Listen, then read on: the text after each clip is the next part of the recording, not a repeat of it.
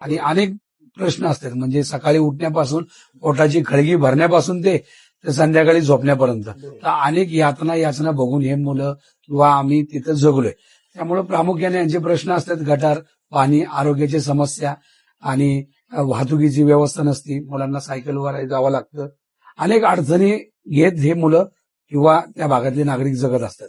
त्यामुळे पुढच्या काळामध्ये मी ह्या प्रश्नाशी म्हणजे एकरूप झाले. माझा जन्म त्या भागात झाला असल्यामुळे प्रामुख्याने ह्या प्रश्नांची माझी आपुलकी आहे किंवा ह्या प्रश्नांचं मी उत्तर शोधू शकतो मी, कारण त्यांच्यामध्ये राहतोय. आणि गेले 20 वर्ष मी काम करताना मंडळाचं माध्यम असेल किंवा प्रतिष्ठानच्या माध्यमातून किंवा पक्षाच्या माध्यमातून अनेक वेळा अनेक इतके गंभीर प्रश्न आले, पण त्यामुळे प्रत्येक प्रश्नाला उत्तर म्हणजे आमचे माधुरीताई मिसाळ. त्या भागामध्ये अनेक वेळा काम करताना त्या आमच्या माता भगिनी असल्यासारखे प्रत्येक प्रश्नाला एक मुलगा जसा आईकडे ओरडतो की बाबा ह्या प्रश्नाचं उत्तर काय, तर ते आमच्या माधुरीताई नेहमी त्या आमच्या पाठीशी खंबीरपणे असतात. आणि अनेक प्रश्न असतील, म्हणजे माझ्या भागातला फ्लायओव्हरचा प्रश्न असेल किंवा माझ्या भागातला स्वारगेटचा प्रश्न, सीसीटीव्ही, अनेक प्रश्नांचं उत्तर माधुरीताई मिसाळ आहे.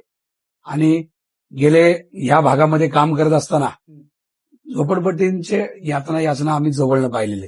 त्यामुळं माझ्या आयुष्यातला सगळ्यात मोठा प्रकल्प हा थोड्या दिवसात येतोय. माधुरीताई यांनी याच्यावर फारच म्हणजे देवेंद्रजी फडणवीस असतील आणि पुण्यातले आयुक्त असतील कुणाल कुमार यांच्याबरोबर पाठपुरावा करून गुलटेकडीचा एक आगळा वेगळा एसआरए प्रकल्प आता 6,000 कोटीचा प्रकल्प येऊन ठापलेला आहे. मध्यंतरी थोड्या दिवसापूर्वी याबद्दल जाहिराती आल्या वर्तमानपत्रामध्ये. तर त्या जाहिरातीमध्ये प्रामुख्याने म्हणजे संपूर्ण महाराष्ट्रात बिल्डर विहिरीत झोपडपट्टी ही आम्ही केली, म्हणजे आम्ही करतोय. त्यामुळे माधुरीताई मिसाळ असं एकदम आत्मीयतेने हे प्रश्न हाताळले त्यांनी. आणि त्यांनी सांगितलं की पुढच्या काळात तुम्ही बघत असाल एसआरएची पुनर्वसन योजना फक्त कागदावर असतात. तर आम्ही देवेंद्रजींना हे सांगितलं, पटवून दिलं की बाबा बिल्डर नसल्यामुळे अनेक लोक बिल्डरांचा आमिष दाखवतात, गुंड लोक वाढतात, व्यसन दिन वाढतं, फॉर्म भरण्याच्या नावात बरेच कामाच्या बाबतीत कामाचा दर्जा कमी होतो. ह्याच्यावर बसून एक सोल्युशन काय काढलं की बाबा वस्ती भागातल्याच लोकांनी पुढे येऊन, ज्यांची सहमती असेल अशा लोकांनी पुढे येऊन बिल्डर न करता शासनाने पाठपुरावा करून हे स्कीम कर. तर 6,000 कोटी रुपये आलेत आता. मला वाटतं येणाऱ्या निवडणूक झाल्यानंतर हा प्रकल्प मार्गी लागेल. ह्याच्यामध्ये काय करणार आम्ही, बिल्डर आणि झोपडपट्टीधारक ह्या दोघांमध्ये तिसरा व्यक्ती कोणी नसेल. बिल्डर ह्याच्यामधनं मुक्त, बिल्डर मुक्त पहिला प्रकल्प असेल हा पुण्यातला.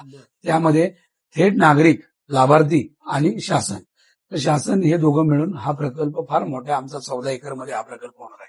आणि हा पुण्यातल्या दृष्टीने किंवा महाराष्ट्राच्या दृष्टीने हा गुलटेकडी प्रकल्प म्हणून संपूर्ण महाराष्ट्रात नावलौकिक होईल.